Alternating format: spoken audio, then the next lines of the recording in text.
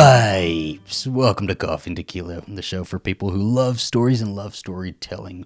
You can get a morning show on Mondays and a late show on Fridays. My name is Zach, and as always, this episode is kindly being sponsored by Helix Sleep, and I'll let you know a little bit more about them a little bit later. But first, let's get down to business, right?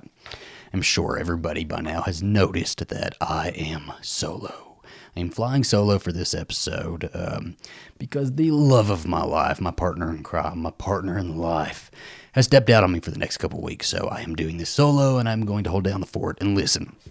Okay, I don't want to listen to me either talk for an hour. I don't want to listen to me for an hour, but we're going to help each other. Okay, this is going to be a group effort. I'm going to help you. You're going to help me, and we are going to. We're just going to get through it. I'm going to tell you a story for about an hour, maybe an hour and a half, hopefully not. And whether you're watching or you're listening to us, watching us on YouTube, listening to us on podcast, make sure to leave a 5-star review or a like and a comment. And as soon as the hour's done, you can just click off and you never have to see me again, right? And we've done it. We've done the damn thing. But we're going to be covering the Amityville Horror today, right? The Amityville Murders today. It was actually supposed to be one big, long episode, and I had to split it up because there's just so much information, right? So today we're going to be doing the Amityville Murders, and on Friday we're going to do the Amityville Horror story, the haunted house story. Now, if you don't know anything about Amityville, have you been living under a rock? This is the most famous haunted house story ever. This is, at least in this country, in the United States. I don't know about the rest of the world. You can let me know about that. But I remember watching the Amityville Horror when I was really young. I don't remember the very first time I watched it, but I know that from a really young age, I was obsessed with this house. This house, if you've never seen the house, it looks like it was made to have a haunted house story written about it. It has these big haunting quarter round windows that look like eyes that are just staring into your soul, right? And to cap it off, there was a family of 6 murdered in this house by their own son, nonetheless. And then a year later, the Lutz family moves in. They stay only 28 days, and then they flee the house, leave all of their stuff, and create this wonderful ghost story that we're going to be covering this week. When I was a kid, I got the Amityville Horror box set. It was the first 3 movies, and then a bonus disc with a couple documentaries on it. Now the movie didn't really scare me. I wasn't really scared by the movie. I thought it was kind of hokey, and it was a 70s movie, right? And I'm this young kid, and I'm that's too old. That movie too old. But the movie didn't scare me too much, but on the bonus disc, they had 2 documentaries that were made by the History Channel. So you have to picture late 90s, early 2000s, History Channel quality documentaries, right? Kind of corny, but they were really good documentaries, actually. And one of them covered the Amityville Murders, and one of them covered the Lutz family moving into the house and whether it was a hoax or real life, which is basically what we're doing this week. But these documentaries scared the shit out of me, right? Some of the visuals terrified me as a kid. They show this one picture of one of the Defeo boys off in the distance, and he's got these glowing eyes, and it's just fucking terrifying. And it scared me, and I would stay up night after night terrified of what was in my corner, or looking around a corner, or open doorways. It was horrifying. But so that original Amityville haunted house story gave birth to this franchise of movies, never-ending books, never-ending documentaries. It has a life of its own at this point. Canonically, there's only a few movies that really make sense, but then there are endless sequels that just have the Amityville name attached. People would make these B movies. I hesitate to even call them B movies. I'd call them Z movies. And I think the filmmakers, they make it with a, I don't know, $100 budget is what it looks like. And the filmmakers will just slap Amityville on the top of it. Just to get people's interest, I guess.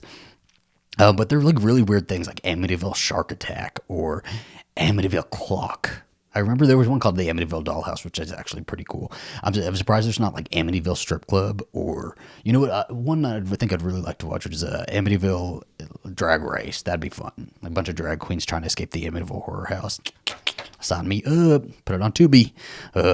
Yeah, so I'm covering 2 books today, is where I got my information from. The first book is called High Hopes by prosecutor Gerard Sullivan and journalist Harvey Aronson. Gerard Sullivan was the prosecutor on the case of the Defeo murders, and then that was in 1981, so it's a little bit closer to the actual events. And then we have The Night the Defeos Died by Rick Osuna, which is actually kind of low-key, like calling out High Hopes quite a bit. So in High Hopes, it's very, like, because it was the prosecutor and, like, district attorney, he was very much, like, pro-cop, pro-detective. Everybody did a great job, you know. They got this case done. They solved it. They got Ronald, you know, put in jail. And then the night that the Defeos died, they really, Rick kind of calls out, like, the corruption that was going on at the time, and the how the investigation was kind of flawed, and the trial was flawed, and it wasn't that fair.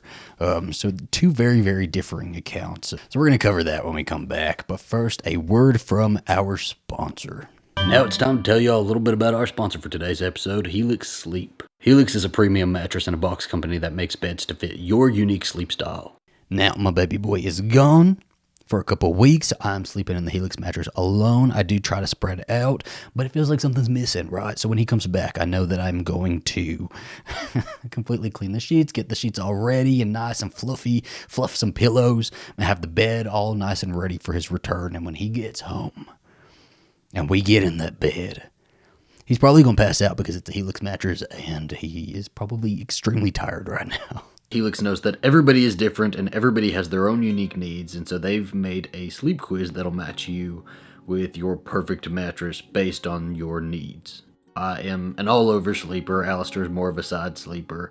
He likes a firm mattress. I like, more medium. We took the quiz together and we got the Midnight mattress. And one of the best parts about Helix is that they deliver the mattress right to your door for free. It comes rolled up in a box and is super easy to set up yourself. And if it makes you nervous to buy something online that you haven't tried, Helix has a 100-night sleep trial, so you get more than 3 months to make sure that you absolutely love it. And if you don't, they'll pick it up for you and you'll get a full refund.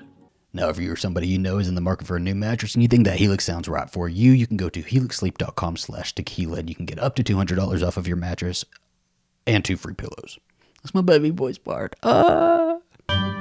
Okay, so again, I read 2 books, so there's so much information between those 2 books. I'm really trying to pull the information that was common in each book to kind of paint this whole bigger story. I think from at least within the at least within the movies that are canon, the Defeo story is like a common thread that is always either mentioned or there's a flashback or something, but it always goes like this. Ronald Defeo Jr. was watching TV one night really late at night. He's watching a war movie and he could hear like his family like whispering about him, right? And a pair of black hands come and it's holding this rifle, and it hands him this rifle, and he hears these voices in his head telling him to kill his family, and so he takes this rifle and goes room to room in this house and shoots everybody dead, and nobody wakes up. A lot of times, like, the flashbacks are in the rain. It's like rainstorming outside. Nobody hears, the gun going off, like, all of these times, and nobody wakes up. Nobody, fights back. Everybody's just like, all of the family members are asleep, face down in their beds, shot execution style.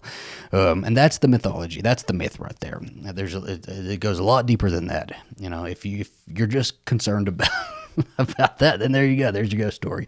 If you want to like deep dive with me a little bit, here we go. I think maybe I made a list of the family members because the Defeo family was a family of 7, so I think it's important to go through them just because we got a big cast of characters here, and it'll try to remember, okay, so that I'm not having to explain everybody all the time. So we have Ronald Defeo Sr., either Ronnie Sr. or Big Ronnie is what I'm going to call him. He's 43 at the time that he dies. Louise Defeo is 43, and that's his wife. Their oldest son, Ronnie, or Butch, I might call him either. He's 23 at the time. Dawn is their oldest daughter. She's 18. Allison is next in line. She's 13. Mark is 12. And then youngest brother, John, is 9. Okay, so that's the family. That's the Defeo family. Early on November 13th, between like 3 a.m. and 4 a.m., Ronnie is up and getting ready for work. Like shaves, he goes downstairs to get his keys. He can't really find his keys, so he finds a set of keys that have the key to his blue Electra on it, but it doesn't have like a house key or anything because it's not his keys. So he takes off in his car and he goes driving to work in Brooklyn. This is like really interesting that he got up so early and was getting ready for work so early, because this shift, one, doesn't start until 8 a.m. It's an 8 a.m. to 5 p.m. shift. And two, like, he doesn't have any respect for this job. He works at a Buick agency, and the Buick agency is actually owned by his maternal grandfather, Michael Burgandy. And his boss is the service manager, his father, Ronald Sr. And so he pretty much shows up whenever he wants. He just, works whenever he wants. He basically says that nobody can tell him what to do because his dad is the boss, right? And his granddad is like the head honcho boss. So he comes and goes whenever he wants. So like, showing up to work early was not something that was in his wheelhouse. He just did not do that. It's a little sketchy there. Ronnie was also on probation because he had been caught with a stolen outboard motor. And so he was on probation and he needed pay stubs, which is really the only reason he had this job anyway, right? Because he didn't need money. He pretty much got handed money all the time. His father would give him like $500 a week is what it was reported. But he was basically working because he needed the pay stubs to show his parole officer and to make sure he was doing good and getting drug tested and all of these things. And this is how I know this son of a bitch doesn't go into work early, is because he gets there and it's closed. And like, if you were showing up this early often, wouldn't you know that it's already closed? No, it's not even open yet. So he goes and gets breakfast, comes back, and it's finally open. And then he goes in and he kind of just like fucks around for a little bit. He doesn't even have a job title. He's just employed there and just kind of does whatever needs to be done around the place in the service department. So he stays at work until about noon, maybe like 1 o'clock, and he calls the house a couple times, and he can't reach anybody. Nobody's answering at the house. So he's like, I'm not staying till 5. And so he leaves work early, of course. And he kind of just like bounces around town. He goes and sees his best friend, Bobby Kilski. He goes and sees his girlfriend. He goes to his girlfriend Mindy's house, and they go to the mall and go shopping. He goes to Henry's bar for about an hour and a half. He like downs 4 or 5 vodka 7-Ups, and it's a little hammered. And then he goes to another friend's house to score some heroin, and he shoots up heroin there. And then he goes back to Henry's bar and meets with his friend from earlier, Bobby Kilski. Okay. Now, the entire time he's like bouncing around town, he's always like with somebody, right? And he's always making sure somebody sees him. And whenever he's with somebody, he's always calling home. He's like, "Can I use your phone?" He calls home. He might call twice, and then he hangs up and he says, my family hasn't been answering me all day. I've been calling them because I need them to put my pay stubs out so I can show my parole officer, but nobody's answering at the phone. I wonder if something's wrong at the phone. And everybody's reactions pretty priceless. They're all like nobody gives a shit. Everybody's pretty much like, "Oh, that's terrible." If you've ever heard like Big Ange, it sounds exactly like that. Everybody's like, "I'm sure they're fine." And so he gets to Henry's bar later that night where he's meeting Bobby Kilski, and he tells him, "Hey man, like, I think something is wrong at my house, and I maybe I should go over to my house, and maybe I'll probably have to break a window because I don't have the house key and I can't get in." And so Bobby Kilski pretty much tells him, "Hey man, you do what you got to do." Like, he's not a fucking care in the world. He does not give a shit. So the house is 112 Ocean Avenue, and Henry's bar is literally a half a mile down the road from 112 Ocean Avenue. So Ronnie gets in his blue Electra and drives over to his house, and within minutes, he comes screeching into the parking lot, comes busting through the door, yelling, "You gotta help me, you gotta help me. Somebody shot my mother and father." Everybody looks to him. Bobby Kilski gets up. He's like, "What? Are you sure?" And Ronnie is like, yeah, I'm sure. Please help me." And so Bobby Kilski pretty much takes the lead. He's like, "Yeah, let's go." And so he's going to, as he's going to the car, Butch like stops in the doorway of the bar and looks back at everybody else. And there's only a few people there. And it seems like they're all pretty friendly. And he says, "You guys have to come too. I want y'all to come too." So he just wants a group of people going. They show up at the house. Ronnie stays in the driveway, and a few of them go into the house and they go upstairs. And Bobby Kilski sees Louise and Ronald Sr. dead in the bed, and he like puts him off balance a little bit. He's feeling a little sick. He goes back downstairs, and Ronnie's putting on this whole show in the driveway. He's crying, and he's like beating his fists into the car, and he's just like, "My parents are dead. I can't believe my parents are dead. Who did this?" Normal reaction, yes, and my heart would go out to him if he didn't kill them. So let's kind of go into it, right? It's not they call the police. Bobby Kelsky calls the police, or somebody calls the police, and it's not very long before the first officer comes. By this point, Ronnie's in the kitchen. The first officer goes upstairs, checks the parents' room, sees that they're dead, confirms that they're dead, and then also sees across the hall there's another door that's open. And so he goes in there, and it's the boys' bedroom. They share a bedroom, Mark and John, and he sees that they're also dead in their beds as well. He goes downstairs and he calls it in. He calls in a report and says, hey, we have 4 homicides here. And as he's doing it, Ronnie hears him and he says, I have 2 sisters as well. This is what I found really weird, right? Is that Ronnie's acting like he doesn't even know his siblings are dead and that he's surprised by it all. But if he went into if he's already worried all day about his family and nobody's answering, and he goes in and finds his parents dead, wouldn't he look for his siblings? Wouldn't he have enough concern to look for his siblings? But no, he doesn't, because he killed them. So he says, yeah, I have 2 siblings too. He wants other people to find these bitches. And I think all day he was just waiting. He was wanting people. It seems like he was trying to goad somebody in to saying, hey, let's go to your house and let's check it out, right? He wants somebody else to discover it all. So, the officer says, you have 2 sisters. So he goes back upstairs, opens one of the doors next to the that shares a wall with the boys' room, and he finds one of his sisters dead in her room.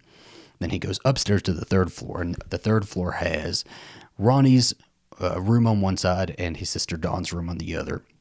And he finds Dawn dead in her bed as well. And he comes down and he calls back in the report and he says, hey, we don't have 4 homicides. We have 6.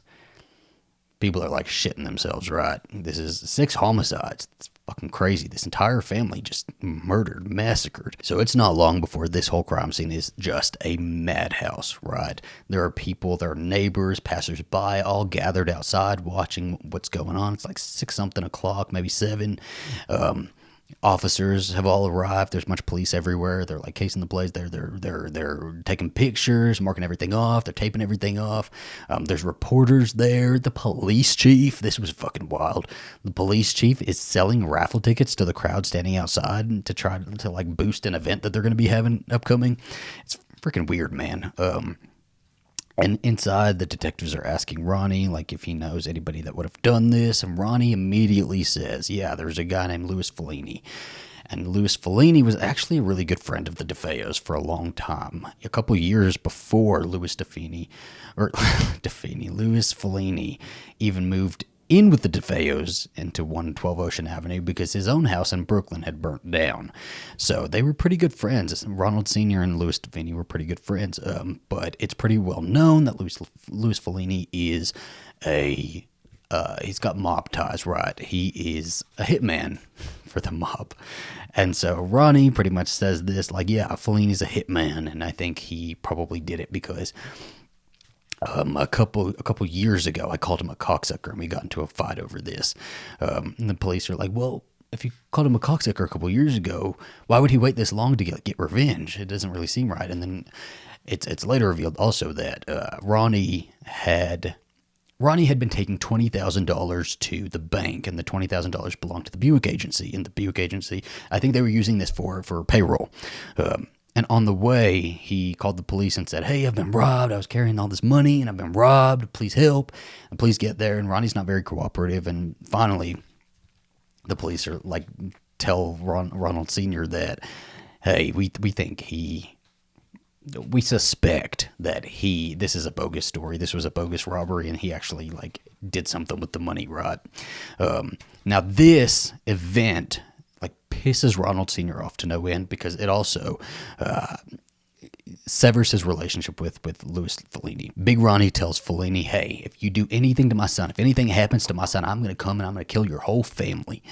And so from this point, I feel like you're threatening I don't know what the mob rules were in the 70s in New York, but I feel like threatening a hitman, you don't do that. And so Big Ronnie is pretty much watching him and his family's backs from this point. So it's plausible that Fellini did this, but he didn't, because spoiler alert, Ronnie did it. So he's really pushing this narrative that Fellini killed his family and that they need to go and find Fellini. Detectives are like, well, if Ronnie's the only surviving member of this family and this was a hit, then we need to get him to safety. So they take him to like the police station, into the homicide department, and they take him there to start asking him a little bit more questions. And remember, Ronnie is like distraught. He's crying. He's like really upset, making a big show about how upset he is. And when they get in the cop car and start driving away from the house, Ronnie's fine. He's like, he composes himself and he's like, hey, yeah, if you take a left up here, we're good. We can get there faster. By now, Ronnie's grandparents have heard about this too. And so Michael Brigani, his grandfather, and his other grandfather, Rocco Defeo, both show up to the scene. And Michael Brigani's like demanding to see his daughter's body. He wants to see her body before they take her out of the house and take her to the morgue.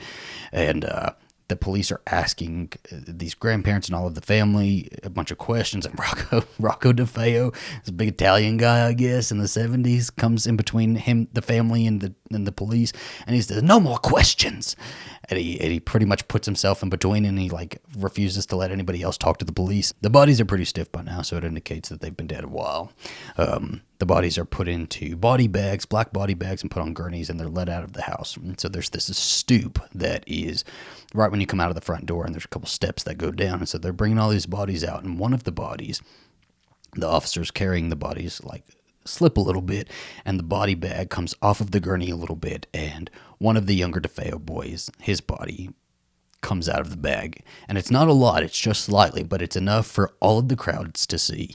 And it's like burned in everybody's memories now. Back at the police station, Ronnie is like super cooperative when he's being questioned by detectives.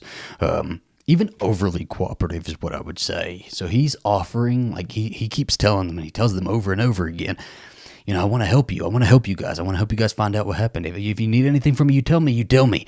I'll be as cooperative as I got to be. You know, you just tell me. You got very Italian, you know, New York. But he's like overly sharing too much. Like he's telling them about things that they don't even need to know about. It has nothing to do with the case. You know, he keeps telling them, I want to be honest with you guys. So like, you know, a little bit ago, my father told me to go and set the boat on fire. So I did it, and he collected the insurance. I just want to let you guys know that. And also, let me tell you this one more thing before you start asking me questions about the actual case, right? The vacant house next door. Yeah, me and my buddy Bobby Kilski, we went in there and we stole a bunch of antiques and we sold them. Yeah. I just want to let you know that, just so it doesn't come up, you know? It's like offering all this information that really has nothing to do with it, right? But then when the detectives start asking him about things that do pertain to the case, his memory gets a little bit fuzzy, right? They start asking him if he has any weapons, and he's like, yeah. But my father took all the weapons from me. I have a few guns, and my father took them all from me. He was punishing me. And they start asking him about calibers of weapons, calibers of his guns and such. You know, they want to have like a log of like what weapons were in the house. And he's like, I don't remember stuff like that. I don't remember calibers of guns. I don't know. I don't remember.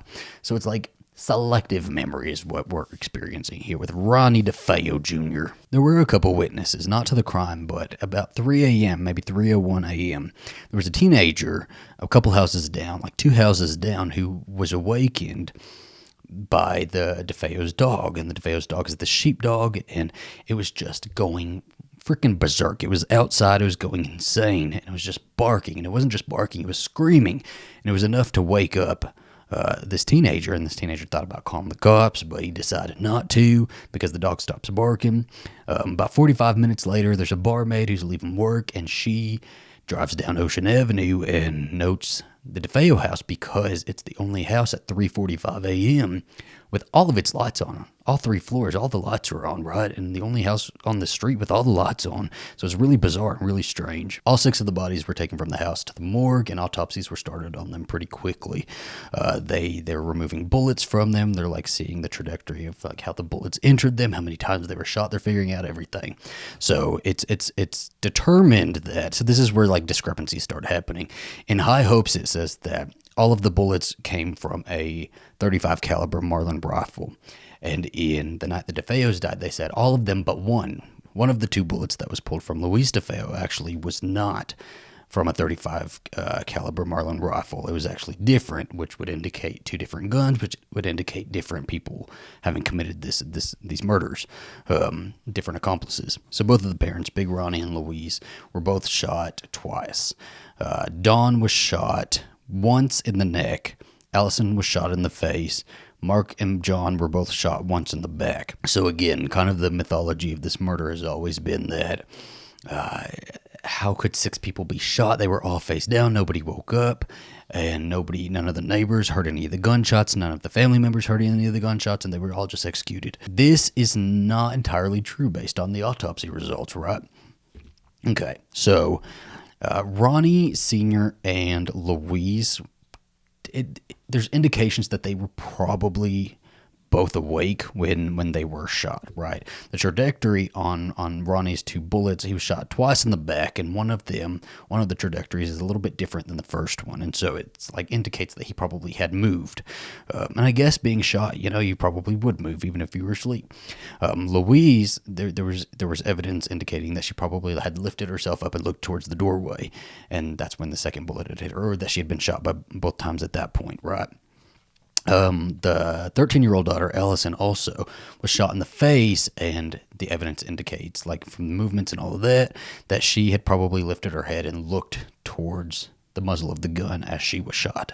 So, the evidence that they were not all asleep, and there was probably a couple of them, a few of them, if not all of them, that heard something and probably woke up. All right, now going back to the .35 caliber Marlin rifle, there was no .35 Marlin rifle among the weapons found at the house, but there was an officer who was diagramming the house. He was taking pictures of everything, logging everything, and like really getting a layout of the house. And so he was going room to room like countless times over and over again. And at one point, he went up to Ronnie Defeo's room, and he saw 2 gun boxes leaning up against the wall, one for a .22 caliber Marlin rifle and one for a .35 caliber Marlin rifle. And he, at this point, did not even know that a .35 Marlin rifle had been used. So he was just kind of like, that looks a little suspicious. His gut was telling him to take the boxes, and so he took the boxes, and when he was done with his work at the house, he took the boxes to the detective station. And the detectives see these boxes, and they're like, holy shit. These boxes were found in Ronnie's room, and he said he didn't have any of these guns, like these were not the guns, or that he didn't remember which guns he had. And there was a .35 Marlin rifle used to kill this family.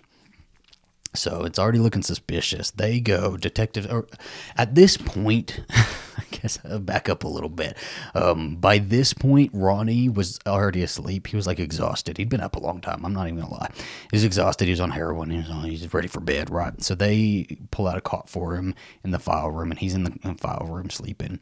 So detectives are still doing their job. They're doing it pretty quickly.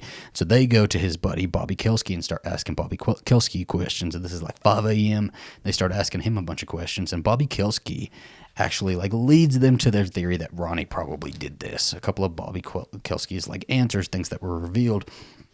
One, that Ronnie was a gun nut. He loved guns. He knew everything about guns. He knew guns like the back of his damn hand. So him not remembering calibers like didn't make any sense, right? He knew everything about guns. He was a gun nut. 2, that Ronnie had gotten all of his guns back from his father already. So his father did not still have possession of his guns. Ronnie had possession of his guns at the time of the murder. And 3, that Ronnie, a couple weeks before the murders, had tried to buy a silencer and was adamant that you could fit a silencer onto a rifle. So immediately detectives are like, yeah, Ronnie's our guy. They go wake him up about 9 a.m. Remember, it's like between 7 p.m. and 9 a.m. that they figure all of this out and they do all this work. I have to say, like, High Hopes really, like, congratulates them for this, and I have to say, if this is how it went, I claps for them too, because they got this shit done fast. Which is another point in the Defeos died. They're like, yeah, they got it done too fast. They were botching the job. They just wanted to close the case really fast. About 9 a.m. they go into the file room and they wake up Ronnie, and Ronnie wakes up and he says, "Did you find Fellini?" And they're like, "No, Ronnie. And in fact, we think that you did it. We think you did this." So they start reading him his rights, and Ronnie's like freaking out. Ronnie's like, No, wait, it's Fellini. It's Fellini. You don't have to read me my rights. They're reading him his rights. They're like, "Do you want to waive this right? Do you want to waive this right? Do you want, your right to an attorney? Do you want to waive the right?" So Ronnie waives all the rights, right? And they read it to him twice. And Ronnie waives all the rights because he's like, "No, you don't get it. This is Fellini, man. Fellini killed my family." And they're like, no, Ronnie did it. Okay, now there's two detectives that come in to question Ronnie, right? At this point, they suspect Ronnie. Ronnie's the prime suspect. And so Detective Dennis Rafferty and Detective Dunn come in to question him. And they question him for like over 6 hours. And Rafferty, it's listed, Rafferty's strategy is kind of listed here. And he says that he has this really good strategy when he comes in questioning. He makes sure that he already suspects that the guy is guilty. Whoever he's coming in to interview, he suspects that they're guilty already. That's one of his strategies. Another one is he has the cot taken out of Ronnie's room, or out of the file room, and he has a really uncomfortable chair brought in, a chair that doesn't have arms, it doesn't have wheels, so that Ronnie has to literally just sit and face him. He also pulls his own chair super close to Ronnie so that Rafferty's knee is in between Ronnie's knees as they're talking, so that Ronnie can't close his knees. I guess it's just a tactic there, and that they're super close, eye to eye, so while he's questioning him, that he's got him. I don't know. He's got him by the balls. This is it's a little problematic, right? It's like these tactics. I don't know how I feel about these tactics, because it does seem like in the night the Defeos died, they point out a lot of this, and they're saying, well, this is police brutality. To be quite, this does happen a lot, right? That there will be an innocent person, and Ronnie's nowhere near innocent, but there will be an innocent person who's being questioned, and if they're being questioned for X amount of time, no food, no water, they're not, they're really uncomfortable, they might break under the pressure, and so it seems like Rafferty's just trying to get Ronnie to break. At first, Ronnie sticks to his story that Fellini did it, or that he wasn't there when it happened, and Rafferty is doing the thing where a detective kind of leads somebody to the answer, and so he's like, well, Ronnie, we think it happened between 2 and 4. Did it happen between 2 and 4? And Ronnie says, yeah, I think it must have happened between 2 and 4.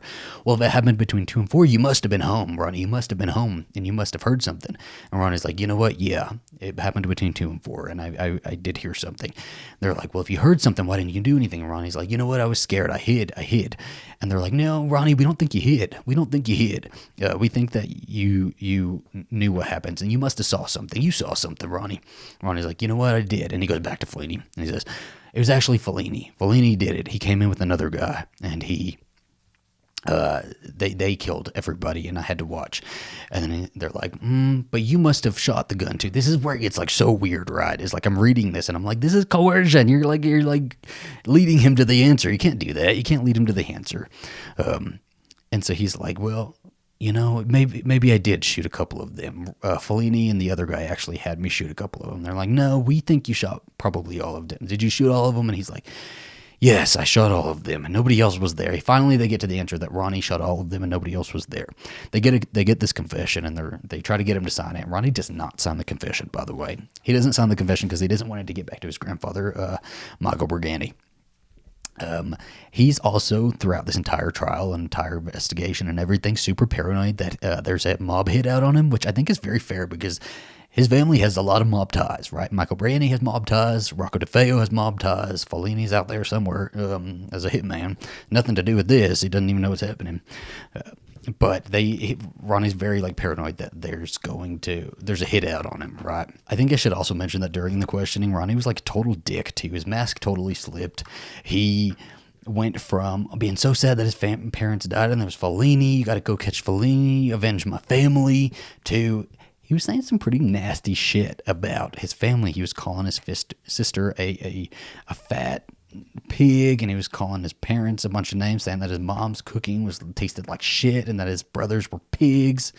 It just these people just died, right? If you had a family that just died, it doesn't matter what complaints you had about any of them, you wouldn't be saying any of this.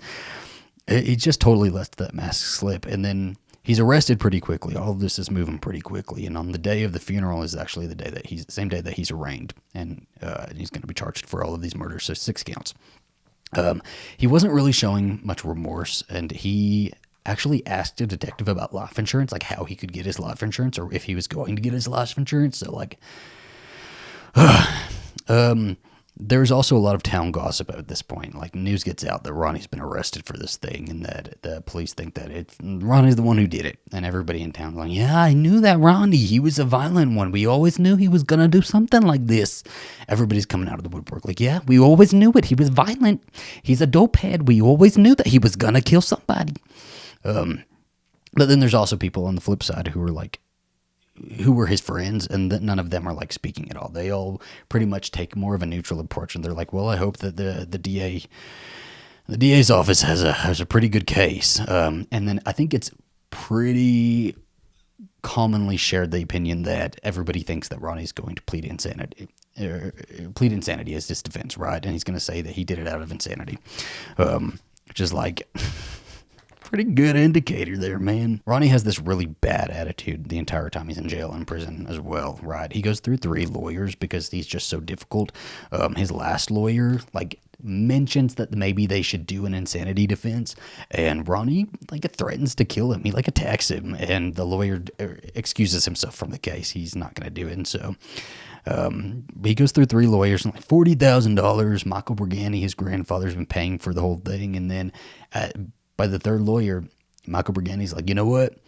Your dime's run out. You've run out of money. We're not going to do this anymore. The judge presiding over the case is named Signorelli, and he assigns William Weber to Ronnie's case, and so he's Ronnie's defense now. Signorelli and Gerard Sullivan, the author of this High Hopes book, also they have like a really contentious relationship. They really don't like each other, because I think about 4 years before this, Gerard Sullivan had been held in contempt of court for like objecting and like not being quiet when Signorelli tells him to be quiet. So like they don't like each other. Also, we got to talk about the relationship between Judge Signorelli and William Weber. There was a little bit of a conflict of interest there. Signorelli was running for surrogate of Suffolk County. I don't know what the fuck that is, but William Weber was very active and involved with Signorelli's campaign. So conflict of interest there. Signorelli brings this up to William Weber and to Gerard Sullivan and says, hey, if there's a problem here, then you need to let me know. And if you don't want me on this case, if you don't think I can handle this case because William Weber's working on my campaign, you let me know. Sullivan doesn't say anything. He's like, oh, I guess it's fine, whatever. But like in the wings, he's kind of plotting to get Signorelli to remove himself, right? There's a journalist named Carposi. It's all these Italian names, man. And Carposi and Sullivan keep having conversations, and Sullivan's telling Carposi all about like Judge Signorelli and William Weber and their kind of close connection. And Carposi says, well, you know, maybe I'll write about it in the paper. And they both know that Signorelli would not like this because it's pretrial like drama. So Sullivan tells Signorelli about this, and Judge Signorelli, and says, hey, there's this guy Carposi, and he's thinking about writing about this conflict of interest in a magazine.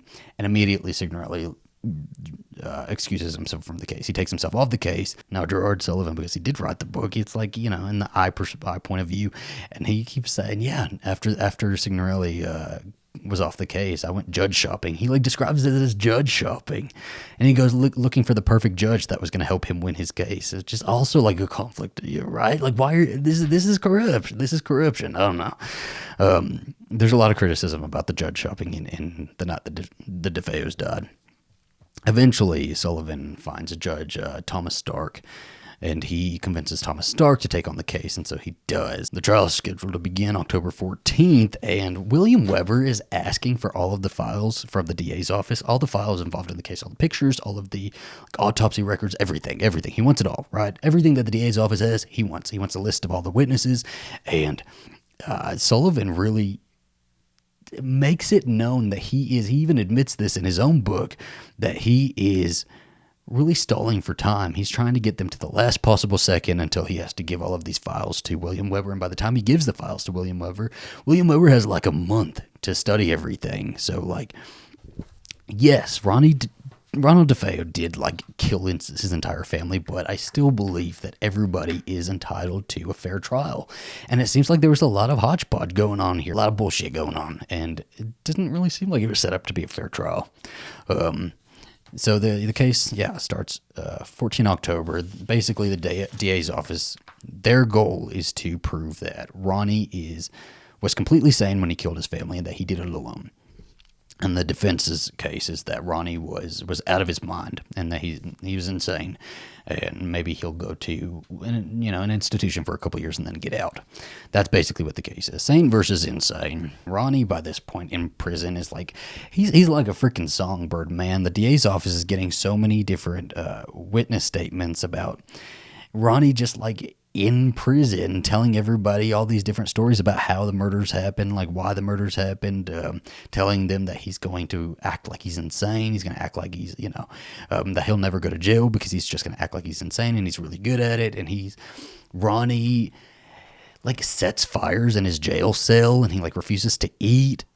He goes like climbing bars. He's like really playing up the insanity thing, but then he's telling on himself and telling everybody what his master plan is, right? And the defense's psychiatrist obviously comes in and says that Ronnie is insane. It was insane when he killed his family, and the prosecution psychiatrist comes in and says that, yeah, so Ronnie was doing LSD, he was doing heroin, and he has antisocial personality disorder, but he was very sane when he killed his family. During the trial, a lot comes out about the family. The family is pretty much painted as this really dysfunctional family.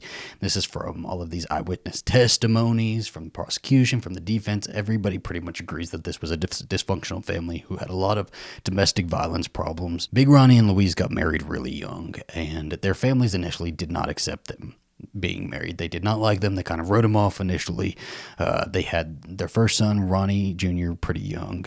They were living in Brooklyn, in this tiny Brooklyn apartment. They kept having kids after kids after kids. And Ronnie Sr. was really abusive towards the kids, towards his wife. He was always beating her up.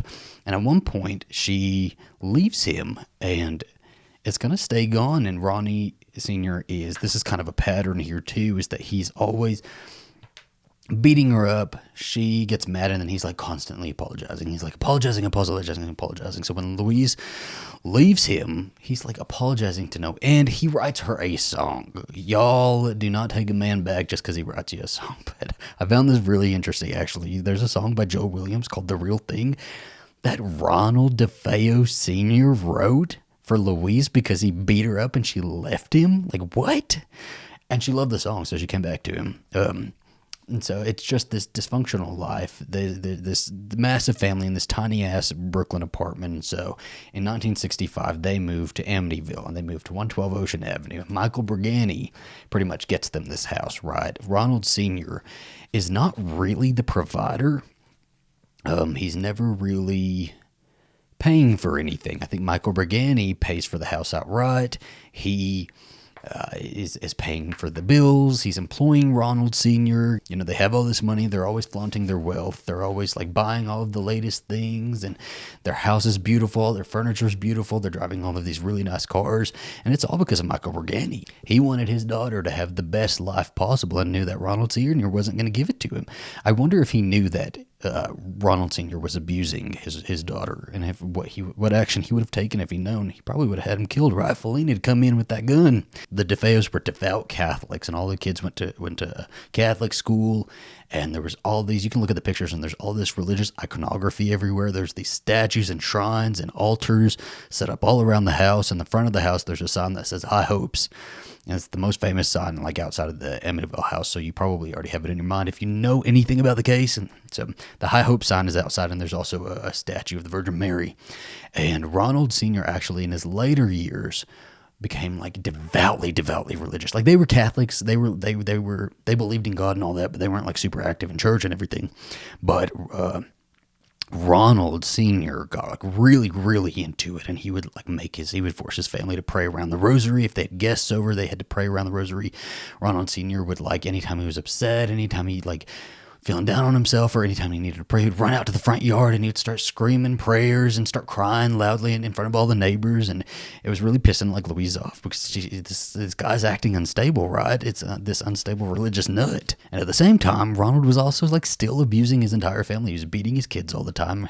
Ronald Sr. and Ronnie Jr. were always fighting. They were constantly fighting. They had the worst relationship. And I think it was mentioned in a documentary that I saw recently that because Ronald Sr. was being so emasculated by Michael Brigani paying for everything and really like picking up the slack that Ronald was not handling, that then Ronald Sr. was taking it out on Ronnie Jr. And he was always beating him up. Ronnie Jr. always had like, cuts on his lips or like black eyes. And as well as Louise did. There was one instance where Louise is doing laundry downstairs and she's yelling at the kids to be quiet. They're being loud, and she's coming up the stairs, and Ronald Sr. like opens the door and he like punches her as she has this laundry basket in her hand, and he punches her and she goes tumbling down the stairs back into the basement. He closes the door and he sits down and he says, "Okay, now we need to eat in peace." And everybody's just quiet and they can't believe it. And they're like, "Holy shit."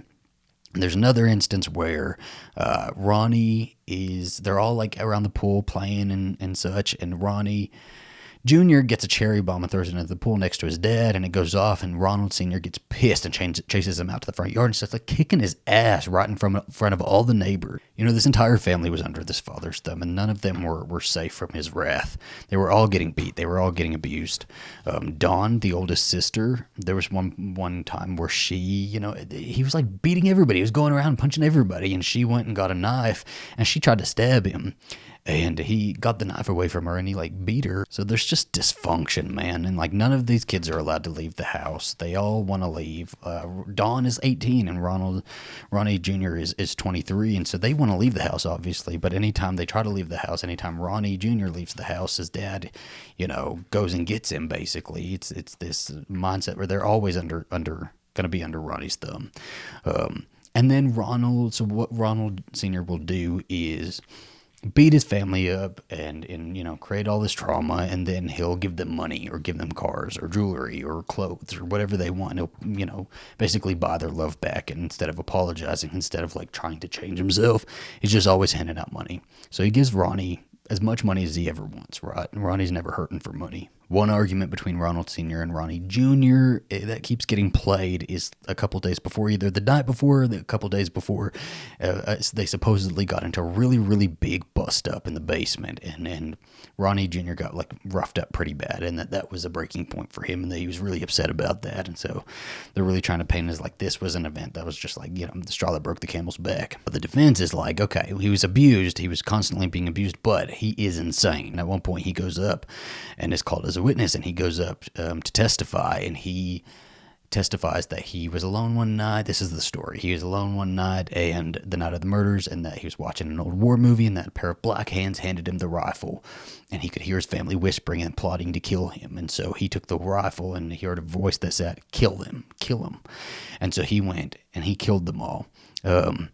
And he kind of like botched his own like insanity thing. He said, once I started, I just couldn't stop. And he claims that it was like self-defense. And it's like, how are you self-defense? They're all asleep. What are you talking about? These are children. One of his younger brothers, either Mark or John, was even in a wheelchair. He was using crutches because he'd gotten injured at playing sports.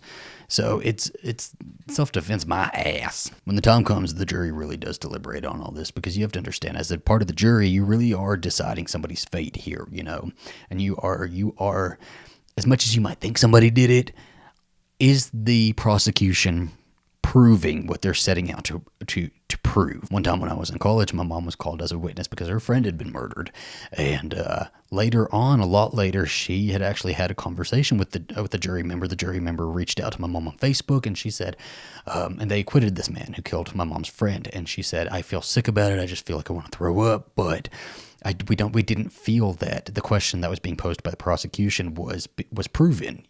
We know he killed him, and we know it was vicious, but like, we don't think the prosecution proved their case. And so that's what's going on here is the jury is really deliberating on whether the prosecution proved their case. Is that, did Ronald Defeo kill his family with a sane mind? Was he calculating it? Was there a motive, And the motive painted throughout this entire trial is that Ronald was after money. I think one of the pieces of information that really solidified the jury's minds in this thing is the sheepdog that the Defeos had. So the dog hated Ronnie, absolutely hated Ronnie, and had attacked him on a couple of instances. And so Ronnie had tied the dog outside, because the dog would have gone ballistic if he saw Ronnie like going from room to room and shooting everybody. So Ronnie ties the dog outside, so the prosecution says, and leaves him out there in order to do it. And so that proves that Ronnie had a sane mind and that he was calculated and doing things with intent, And so trial lasts from October 14th to November 21st, and Ronnie is found guilty. He's found guilty of all 6 counts and 25 years to life on all 6 counts. And he went to jail for the rest of his life. In 2021, in March 2021, he died. He died at 69. And this is the thing about Ronnie, right? It's like, we know he killed him, but like there's been a lot of hot debate about what happened that night. Because again, things that are really suspicious here. 6 people were murdered. None of them got away. None of the neighbors heard gunshots. There were a total of 8 gunshots, and none of the neighbors heard any of that. None of the family members heard any of that. Nobody tried to run. Nobody tried to anything. They're all, face down on their beds. They were all shot. There's so many questions to this whole thing. So there's been a lot of debate about like what actually happened. And so we're going to go through a couple of Ronnie's changing stories. He had like 50 million stories. He changed the story all the time. First story was Fellini, obviously. Then he said it was a random intruder. Then he said it was Fellini and another man that made him shoot. Then he said it was him alone. Then he said he was possessed. There's another story that was really interesting, actually, that he told somebody while he was in prison, that he, his buddy Bobby Kelski, his girlfriend Mindy, and 2 others were looking for $75,000 that was hidden in this house. And as they were looking for the money, Ronald Sr. came out and caught them. And so they had to kill everybody. They killed the parents, and then they herded all of the kids into a room, and they killed them all. And so that there were 5 people who were involved in that murder. In that story, he told another story that there were no accomplices. Ronnie did it all on his own, and it's because he wanted money to just run away. He wanted to take his girlfriend Mindy, and they were going to just run. So he was looking for like $200,000 or something, and a bunch of jewelry that he knew was hidden in the house. And this is something that I do believe, is that there was a bunch of money hidden in the house, and I think Ronnie got his hands on it. The detectives didn't find it, and Ronnie had gotten rid of it by then, or one of the detectives took it, and they were living large for a little bit. But it was kind of confirmed that there was money hidden around the house. I think investigators even like pulled up a piece of carpet and found a couple, like $600 like hidden under the carpet. Michael Brigani was on tape asking like where missing money and jewelry were. There was a bunch of jewelry that was supposed to be in that house that belonged to his daughter, and it was just unaccounted for. So there was a bunch of stuff hidden in that house. There had to have been, and I think Ronnie knew about that. And one of the last stories that Ronnie told is actually like the big highlight point of the night the Defeos died, and it's the case that they're trying to make in that book as well, is that his sister Dawn had something to do with it. That it was him, Dawn, and Bobby Kelski that killed everybody. That him and Dawn had come up with a plan that they wanted to kill their parents, and they wanted to get money and run away so that they could be free of this life. They weren't going to kill the kids. They were just going to kill the parents. They needed to get away. Things were bubbling over, and it was time to do it. Dawn wanted to go to Florida with her boyfriend. I don't think her dad was letting her, and so she was wanting to do that. That was her motive. She was wanting to get away too. She was trying to escape also.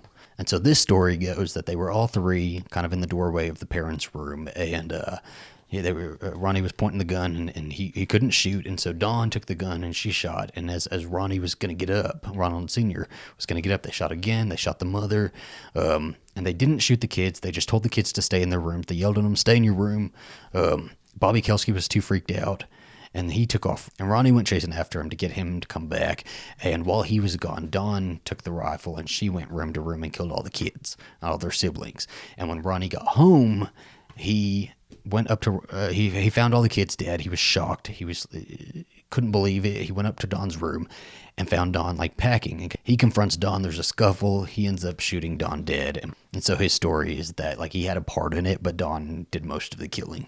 I think what's interesting about this one though is that in a lot of his varying accounts and his changing stories, Dawn always plays some sort of role in it. There's a couple different accounts that he tells where Dawn actually does wake up and she opens her bedroom door and looks down the stairs and asks Ronnie what's going on, and Ronnie just says nothing, it's nothing, and she goes back to bed. Like, she pops up a lot in his stories.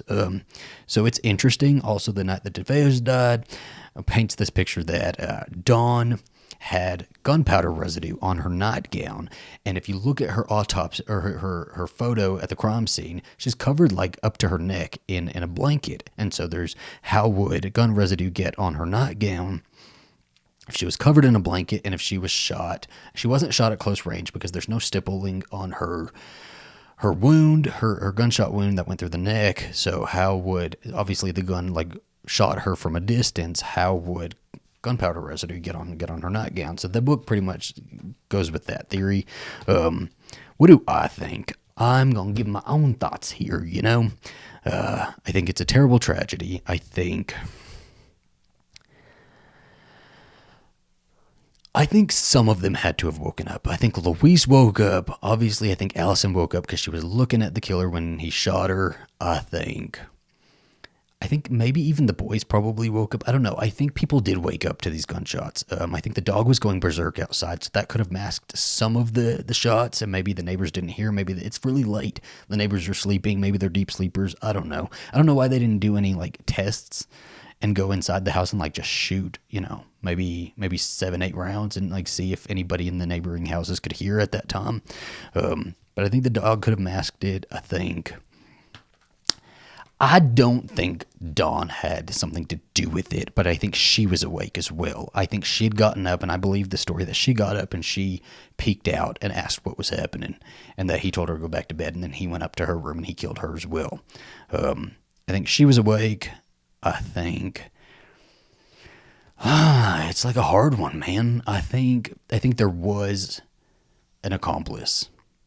I think the accomplice could have possibly been Bobby Kelsky or somebody else and I think that the motive was money. I think they were looking for money. I think Ronnie got somebody on board saying, hey, I'll give you a cut of this money. All we have to do is go in there and kill everybody. Ronnie was set to inherit like $100,000 of life insurance. He was set to inherit the entire estate. He had gain here. And I think that was the motive. So I think he either had one or two other people with him. And because, again, one of the bullets that was taken from Louise during her autopsy was it was different from the other ones. It wasn't a .35 caliber Marlin rifle bullet. It wasn't from that gun. So, and recently, oh my gosh, I almost forgot this. Recently, there was a gun found in the canal behind the house. So, and it's like a gun handle. And so I think that might have even been the second murder weapon. I might need to read up on that one a little bit more. Sorry, don't take me at my word on that. But I think it shows evidence that there were more than one killer. I thought that maybe even he could have drugged them, and that's why nobody woke up. But the autopsy proved that there were no like drugs in their systems. So I don't know, but Ronald Defeo died in 2021 at 69 years old, and this murder, this tragedy at 112 Ocean Avenue, all 6 of these murders really did kick off the however many years it's been of ghost stories that we've gotten because of this, right? And this is this family's legacy, which is devastating. This is so sad. I don't know. Very long-winded. I apologize. What do you guys think happened? What theory do you kind of go with? Do you think he was possessed by the devil and went room to room and, in a daze and shot everybody? Are you going with that supernatural theory, or are you going with something a little bit more grounded? I don't know. What do you guys think? Why do you think like nobody woke up? That nobody like tried to get out of the house, That's the weird part to me, is that nobody tried to get away. I don't know. On Friday, we're going to be covering the year later that the Lutzes moved into the house. They left 28 days later, and they screamed ghosts and left all of their possessions and wrote a book. So we're going to be covering that on Friday. Hope you guys have a fantastic rest of your week, and I'll see you then.